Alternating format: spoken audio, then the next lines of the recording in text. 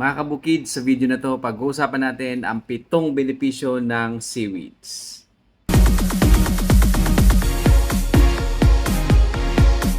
Di ba mga kabukids, masarap siyang gawing salad o kaya kinilaw? Bukod sa masarap, healthy din po ang seaweeds. So tara na, pag-usapan natin ang mga health benefits nito. Good source po ito ng iodine kaya nakakabuti po ito sa ating thyroid. So kapag may goiter ka, pwede ka pong kumain nito. Alam nyo din po ba na good source ito ng vitamins and minerals? And mayroon din po itong omega-3 fatty acids. Mataas din po ang taglay nitong antioxidants. Nakakatulong po ito para maprotektahan ang ating mga cells mula po sa oxidative stress.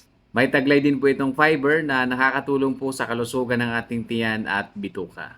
Dahil mababa po ito sa calories, kaya nakakatulong po itong makapagbawas ng timbang. Ayon din po sa mga pag-aaral, maaari din po itong makapagpababa ng kolesterol at ng blood pressure. May mga taglay din po itong compounds na nakakatulong para mabawasan ang blood sugar natin. So nakakaiwas po tayo sa panganib ng pagkakaroon ng diabetes. Ngayon, alam mo na ang kanyang mga health benefits, i-share mo na rin sa iyong mga kakilala. Always remember, consume in moderation.